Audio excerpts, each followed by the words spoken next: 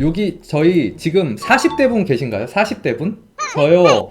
그쵸? 좋다. 드디어 여러분 저희도 40대 코카인이 생겼어요. 메일 보내셨나요? 뭐야 이분 프로시네. 이거 봐요. 아 이분 프로시구나. 죄송합니다. 피드백 드릴 게 없습니다. 이쪽에서 일하시는 분이신가 봐요? 캐리커처 하고 막 그런 쪽이신가? 아니요, 그냥 취미인데다가 사진 모작을 제 스타일대로 그릴 뿐이에요. 그냥 취미예요? 취미. 우와. 너무 잘하시는데요? 이거는 뭐 선택사항이긴 한데요.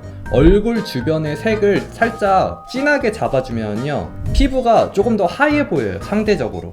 근데 나는 이 색이 좋은데요, 나는 원래 이 색으로 하고 싶어요 라고 한다면은 그냥 얼굴 주변의 색만 진하게 잡아주고 그 뒤는 에어브러쉬로 이렇게 풀어주셔도 돼요.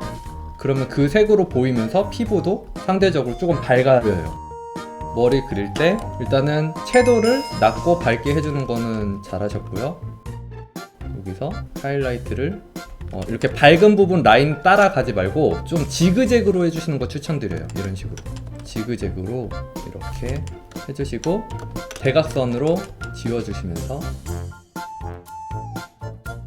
이렇게 지워주면서 머릿결을 만들어주시면은 그럼 조금 더 뭔가 풍성하고 웨이브가 조금 더 생동감 있게 만들어져요.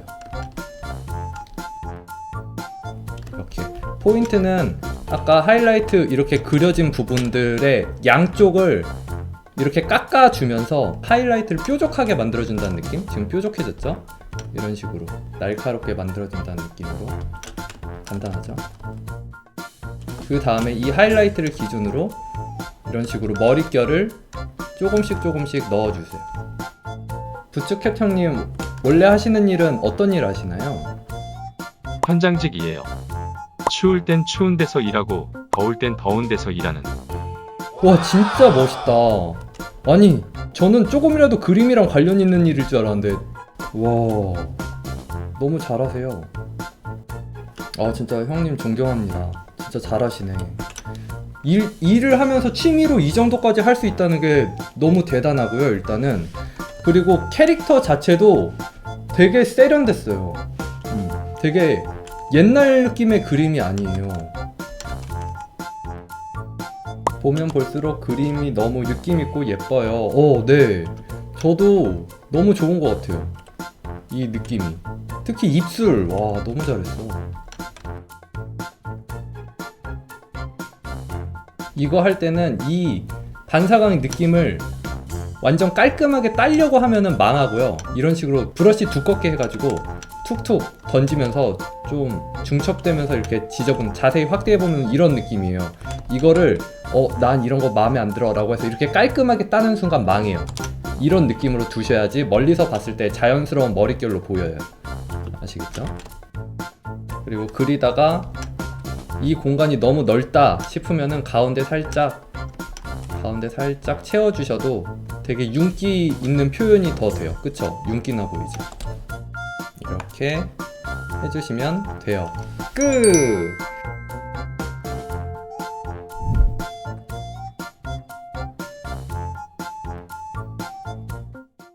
자, 이거는 보면 손가락을 이렇게 했을 때 지금 이 그림처럼 똑같이 해보려면 손을 이렇게 해야 돼요.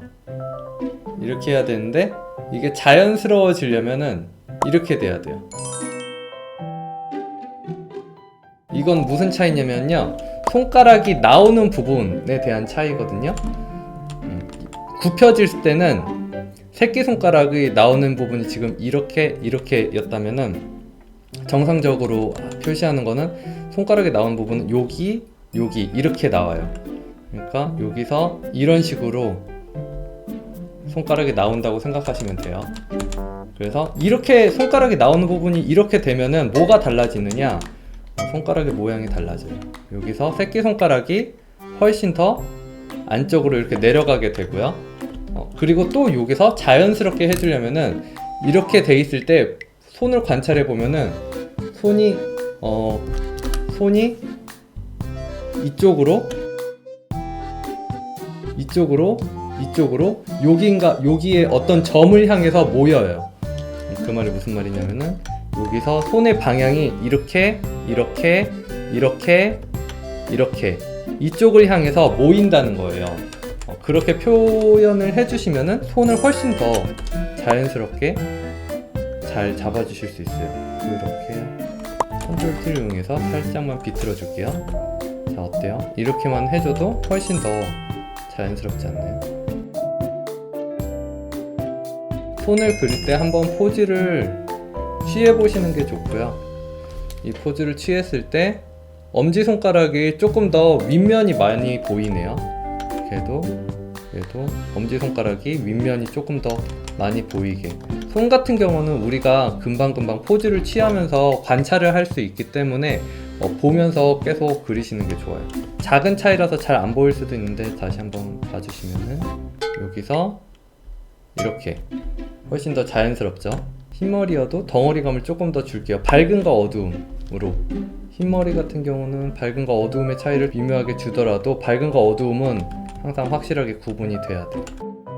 밝음, 어두움, 다시 밝음, 어두움, 이렇게만 해줘도 훨씬 더 입체감이 날 거예요. 그 다음에 쇄골 한번 그려줄게요. 이 부분 되게 많이 어렵죠. 이 부분 또 투시를 그려주면은 여기서 목이 이렇게 나오고 여기서 이렇게 살짝 들어갔다가 나오고 여기서 쇄골, 여기서 쇄골이 나오는 거예요. 여기서 쇄골. 근육을 표현하자면 여기서 이렇게 근육이 나와요. 그리고 여기서 이렇게 근육이 나오고. 그거를 다 표현하면 징그러우니까 그냥 이런 식으로만 표현해 주는 거예요. 이렇게 수정을 한번 해볼게요. 어깨는 자료 많이 참고해서 하시는 게 좋아요. 왜냐면 되게 미묘한 차이로 근육을 표현해 줘야 되기도 하고 포즈나 위치마다 어깨의 모양이 다 달라서 이거는 자료를 보고 아 이렇게 생겼구나 라고 생각을 하고 감을 잡는 게 중요할 것 같아요. 목 근육 잘못 그리면 남자 목처럼 되던데, 네, 그래서 여자 같은 경우는 목 근육을 표현해 주려고 하면은 안 돼요. 그냥 포인트만 보고 하셔야 되고, 특히나 자료 참고를 해서 아, 저 포즈일 때는 여기에 힘이 많이 가서 저기가 도드라지고 나머지는 근육이 있어도 뭔가 눈에 띄지는 않는구나, 그 묘사가 눈에 띄지는 않는구나 정도로만 받아들여 주시면 될 것 같아요. 여기 귀도 살짝 키워줄게요.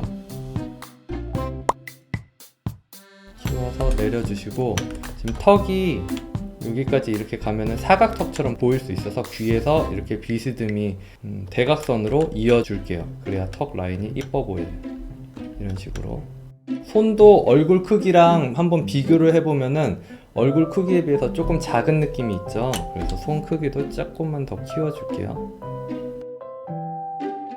이거는 되게 많은 분들이 실수하는 것 중에 하나예요.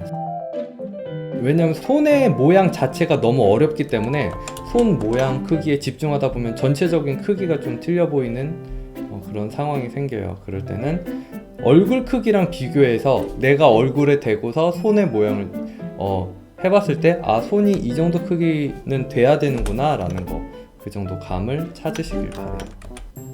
자, 이렇게 해서 완성!